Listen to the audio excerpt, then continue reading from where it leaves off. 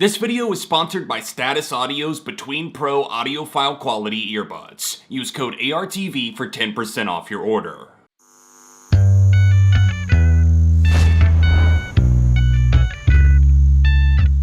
Hey neighbor, welcome back to another episode of 7 on Sunday. Don't you just hate those pesky, nitpicking critics always tearing through our favorite bands like Katana shredding heads in Mortal Kombat? Wait, I'm one of those critics, but you know as well as I do that an opinion is just an opinion. One person's trash is another's treasure. So in this video, we'll explore what made these ultra-famous bands with millions of adoring fans so hated in the eyes of music aficionados.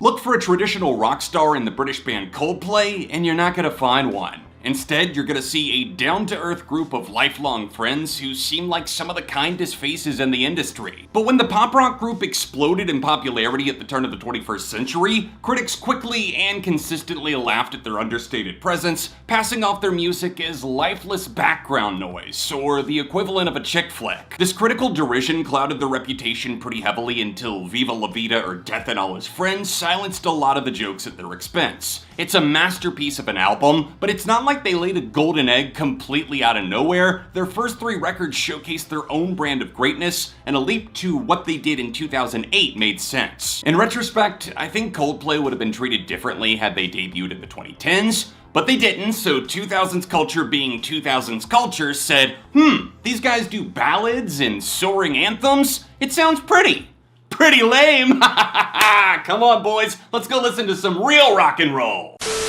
Their enthusiasm is infectious, the songs almost always feel genuine, the concerts are larger than life, and their music connects to the masses in a way most bands could only dream of accomplishing. AirPods, Raycons, Beats. There's so many crappy earbuds on the market, but for anyone who values high-quality, affordable audio, Status designed their triple driver earbuds to fill that niche gap in the market. Triple driver means there's a dedicated driver for treble, mids, and bass, which is a huge win for audiophiles since Between Pro is the only true wireless earbud that's packing that feature. Not only do they sound killer, they're really comfortable and lightweight too. The buds themselves give you 12 hours of juice, which already makes them an industry leader, but pair it with the charging case's 36-hour battery life, and you've got 48 hours worth of music. These earbuds are powerful, and I'm not just blowing smoke when I say it's the best quality I've experienced with a Bluetooth connection. The music feels more alive because sound is way cleaner, wider, and powerful in every range of human hearing. In fact, it goes beyond the human range, just ask my chinchilla. These earbuds are competitively priced as it is, but if you pop in code ARTV, you'll get an extra 10% off. Click the link in the description or the pinned comment. It really helps support the channel when you guys use my links, and thanks again to Status Audio for sponsoring.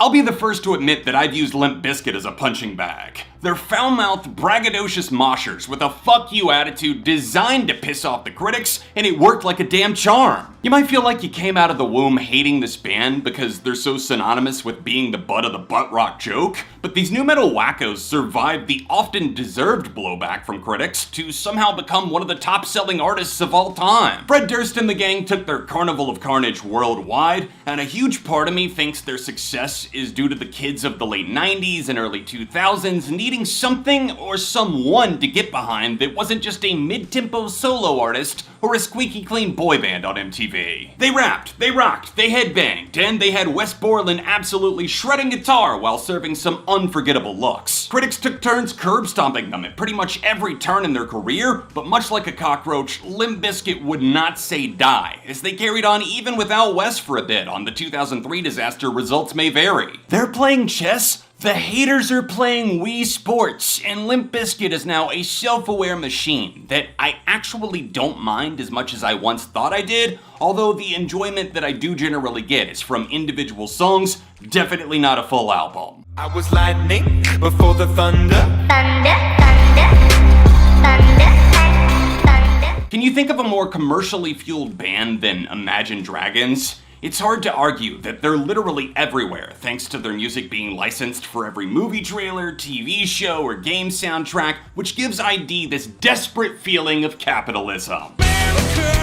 Fuck yeah! Knowing that their highest aggregate score of their entire discography on Metacritic is a whopping 60 out of 100, the dog turd Evolve deservedly collected a 47, which makes it safe to say that modern critics, who normally are pretty scared to criticize seemingly anything, aren't even afraid to try and slay the dragon. What makes them so hated? Personally, I think it's a combination of terribly generic lyrics, confusing production that completely oversteps any talent they do have, and the overexposure I already mentioned that makes people feel claustrophobic because everywhere you go, it's Imagine Dragons. However, if you ask a fan, they'll probably tell you stories of how the band impacted their life, maybe going from their lowest point ever before discovering Imagine Dragons and then bonding with the community and finding inspiration to better themselves through the music. And no matter how much I might hate a ton of what this band does, that's a beautiful thing. My nihilism still wants to pick apart every lock standing in the way of their castle so I can do the dragon slaying myself, but alas, the dragon has already fallen in my pretend kingdom.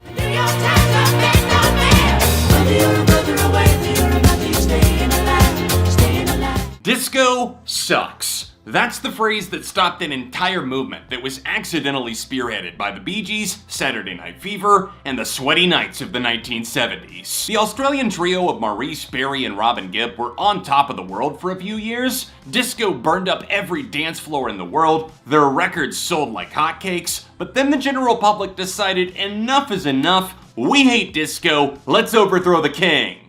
Tight shirts, necklaces, matching outfits, high-pitched voices? Gay? Music fans may have been split, but the critics were extra unfair as they consistently belittled their fashion choices and lumped a group as versatile as the Bee Gees in with the cheap imitators just trying to cash in on the disco trend. The dawning of a new decade meant the quick demise of their overnight fame. Imagine a stock market crash, except instead of the Fortune 500, it's the death of disco, and everyone's treating the Bee Gees like a public pariah. I really do like the Bee Gees in moderation. My parents had a couple of their records that I'd hear from time to time growing up, meaning we were not an anti-disco house then, and I certainly don't run one now. How Deep Is Your Love, Tragedy, Nights on Broadway, the group behind their voices is undeniably sweet, they sound fantastic together, and while the higher register vocals can cause some ear fatigue, I'm glad that they've gotten more love in recent decades. So just give it one more try to a lullaby and turn this up on the radio.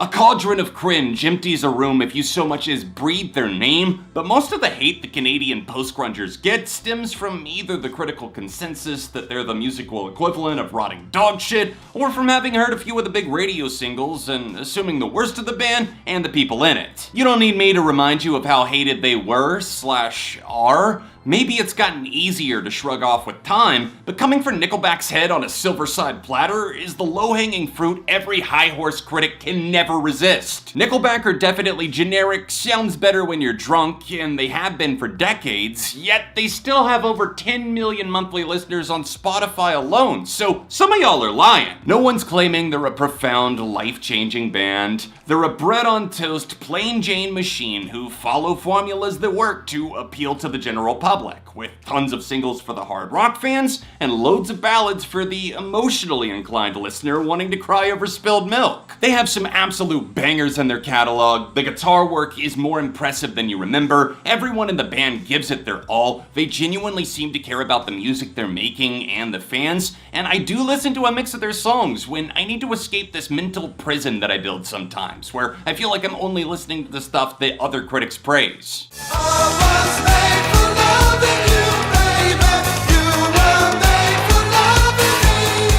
Kiss had a massive impact on music. Not just hard rock, but many other subgenres of metal and alternative. Their adoption of onstage personas covered in makeup is admittedly iconic, and they pushed image over everything. Tongues out, war paint on, Detroit Rock City. Too Bad So Sad is a paraphrasing of the critical response to their success as they rose to fame in the 70s and dominated the 80s too. Kiss was written off as style over substance gone to hell, labeling them as mediocre musicians, weak songwriters, and almost a complete gimmick. And to throw my scorching hot take into the fires of Mordor, I wholeheartedly agree. I'm sorry, what was that? I can't fucking stand this band, and I genuinely don't see the hype. I don't get it. What if you went back to your local carnival for like the first time in 40 years? You get there, it kind of looks the same from the outside. You start to feel good, you start to feel excited, but then you walk in and you realize how shitty and run down it is. Lackluster, repetitive nonsense comes gushing out of their every waking hit. So if the hits are that rough, imagine an entire album. That's like holding your hand over the stove and just seeing how long you can handle the pain. More fair assessments of the band critique their bland chord progressions, a total lack of finesse, and the woeful cliches that seem to prop up everything they made, essentially highlighting how most of the songs were about women or else rock and roll, or if you're extremely unlucky, both. They're entertainers and they put on a good show, but it reminds me of bands like In This Moment, who use theatrics, pyrotechnics, and fog machines to distract from the mediocre playing, the run-of-the-mill instrumentation, and the fact that most of the general public considers them a novelty act. And I don't hate it, no.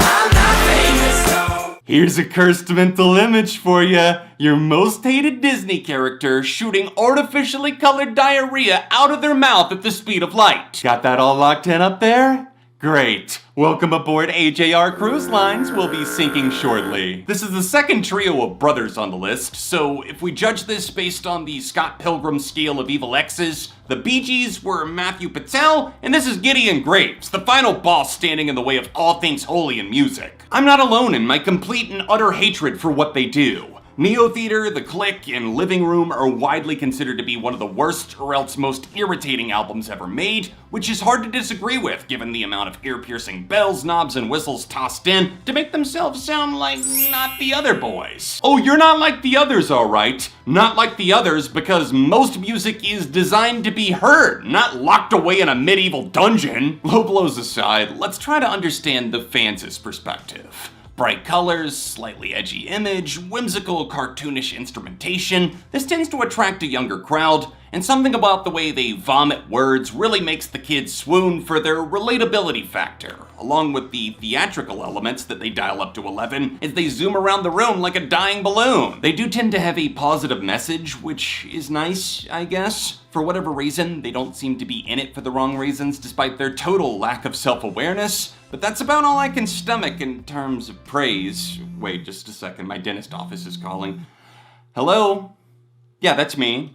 A 245 root canal. Yeah, actually, if I leave now, I can get out of talking about AJR. That's a wrap, neighbor. Thank you so much for watching, liking, and joining the conversation in the comments. A special thank you again to Status Audio for sponsoring the video. Check out the top link below to pick up a pair of their Between Pro earbuds. They're seriously great. Until next time, here's a few videos, and I'll see you soon for more.